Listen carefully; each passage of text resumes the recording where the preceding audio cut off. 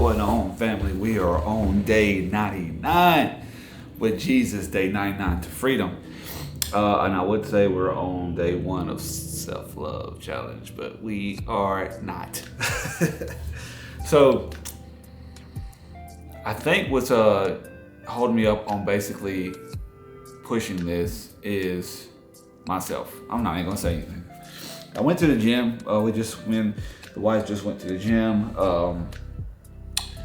and I'm still drinking the water and everything else. But I'm trying to, without picking up the 75, I'm trying to figure out a way to do it somewhat like the 75, but not with all the rules, with the takeaways that I feel like I want to implement. And I know I've said this numerous times and stuff like that, but it's just one of those things where it's taking some time, but the goal is, of course, to start it tomorrow, hit the gym in the morning, do all the things that I say I want to do throughout the day. Hit the gym in the morning is the main thing. Come home after work, make the video, speak about it.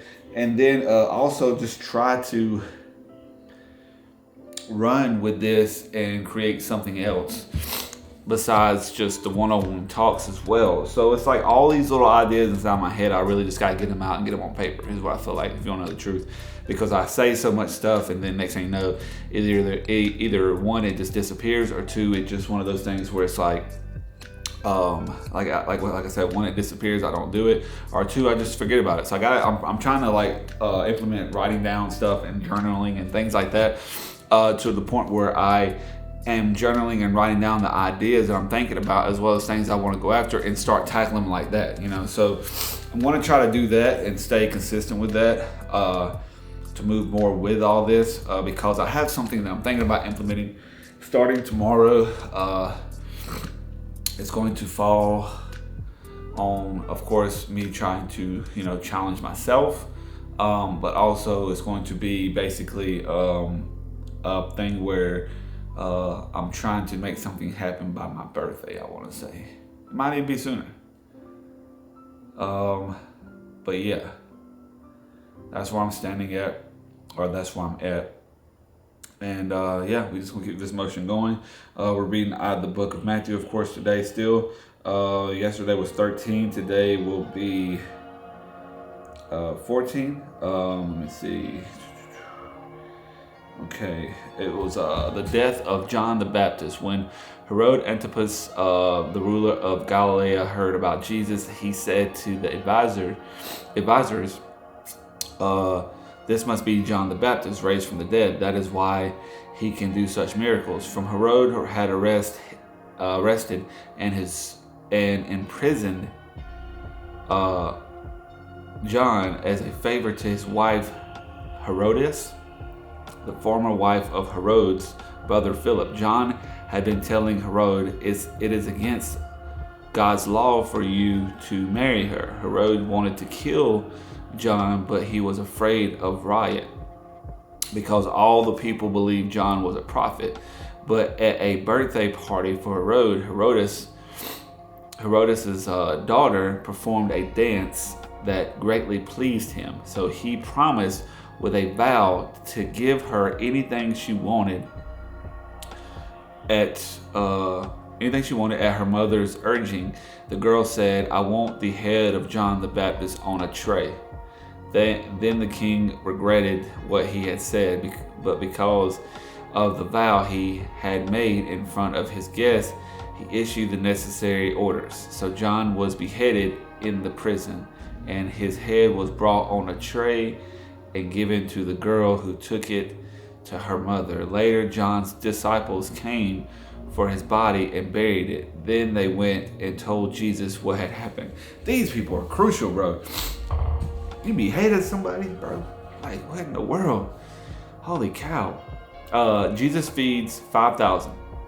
As soon as Jesus heard the news, he left in a boat to a remote area to be alone. But the crowds heard where he was headed and followed on foot from many towns. Jesus saw the huge crowd as he stepped from the boat, and he had compassion on them and healed their sick. That evening, the disciples came to him and said, "This is a remote place and it's already getting late. Send the crowds away so they can go to the villages and buy food for themselves. But Jesus said, that isn't necessary, you feed them. But we have only 5 loaves of bread and 2 fish, they answered. Bring them here, he said. Then he told the people to sit down on the grass.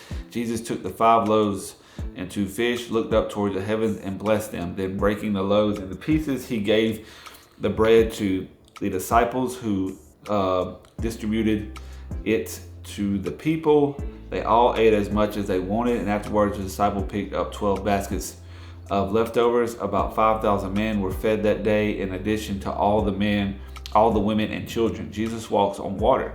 Immediately after this, Jesus insisted that the disciples get back into the boat and cross to the other side of the lake while he sent the people home. After sending them home, he went up into the hills by himself to pray. Night fell while he was there alone. Meanwhile, the disciples were in trouble far away from land, for a strong wind had risen, and they were fighting heavy waves. About 3 o'clock in the morning, Jesus came toward them walking on the water. When the disciples saw him walking on the water, they were terrified in their fear. They cried out, "It's a ghost."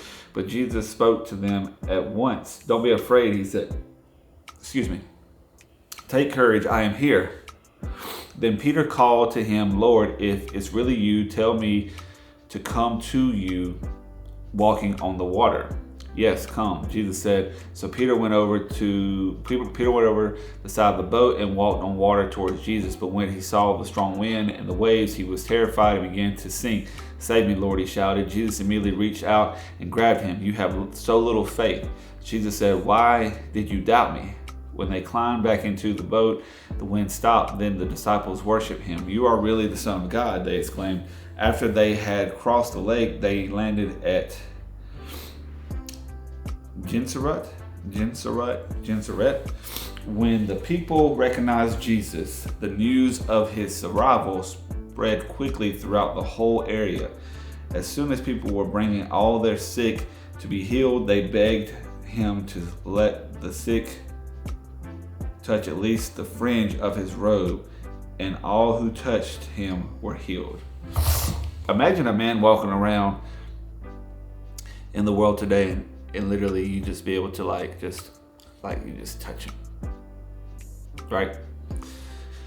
Your anxiety's gone, your depression's gone, your worry's gone, your stress is gone.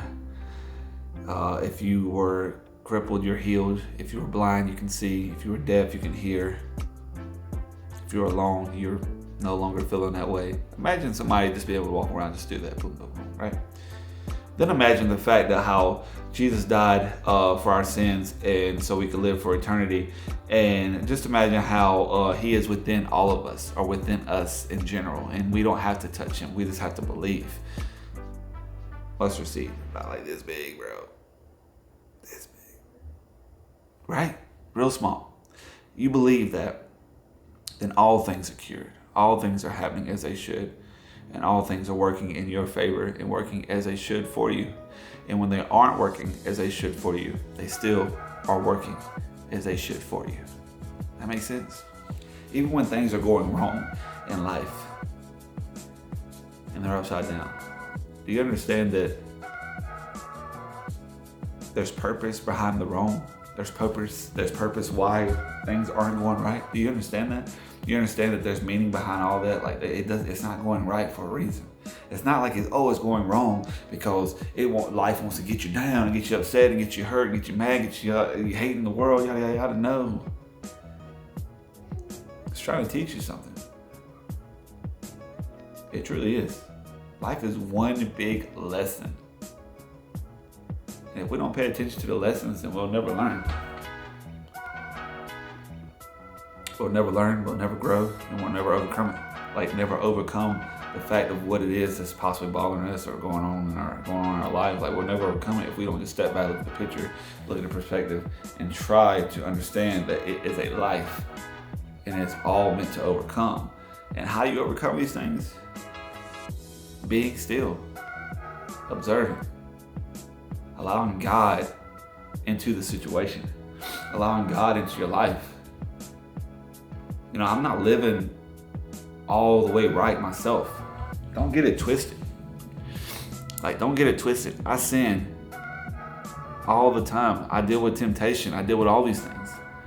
But as I go through all these things I'm dealing with, I'm just truly just trying to grow with God through these things. And as I grow with Him through these things, I feel like He's breaking these things off of me. Like breaking it off, breaking the chains, breaking this, breaking that.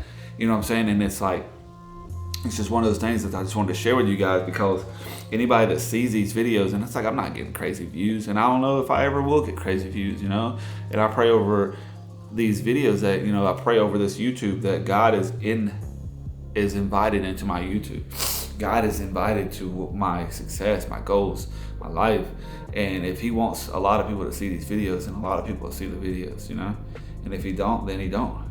You know, I would love for this to be a lifestyle, to be able to talk to people and do these things and stuff like that. I don't know, maybe that's where it's going, but you know, like, God's in the mix of all this. And as I'm staring and staring and staring and staring and staring and trying to grow, something beautiful is being prepped that's going to be made out of all this. And like I always said, it doesn't matter if it's just one person.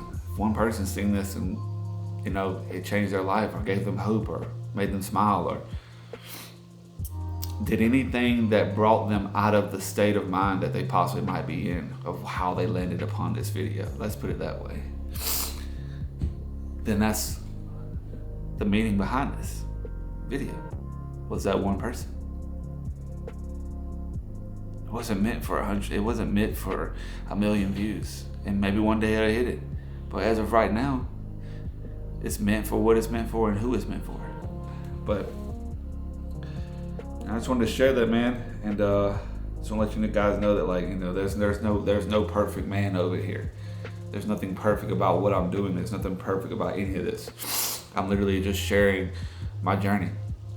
That's all I'm doing. I'm reading out the Bible, talking about my days, talking about what I'm dealing with, and sharing my journey to see where it takes me, and then see who I can connect with, maybe if I could help, or, you know, maybe we could collab and talk about stuff as well. You know, like, I love camera gear, I love creating stuff, so it's like I love doing stuff like this, so that's what I'm doing. But there ain't nothing perfect over here.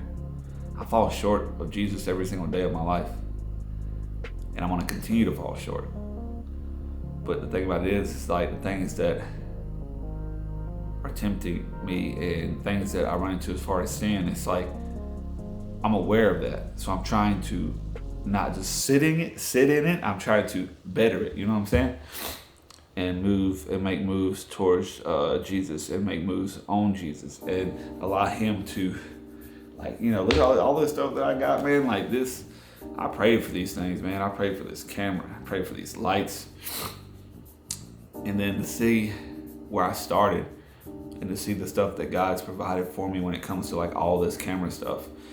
You can't tell me that He doesn't want me behind the camera, shooting something and enjoying life, creating and being a creator. That's what I feel like, you know, and I know eventually that'll come. It's just I'm in my own way. So as I share these videos and speak on these things, that's something also that I'm starting to realize too, because these conversations from the Bible are only going to get deeper.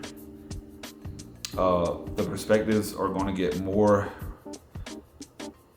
real, I guess you could say, understanding, and it's good. Like so much is going to come from this. I already know it is, because whenever these conversations happen, it's like you get deep into thought, you get deep into talks, and next thing you know, you're sparking nerves and hitting certain things and hitting certain points that just clicks, right?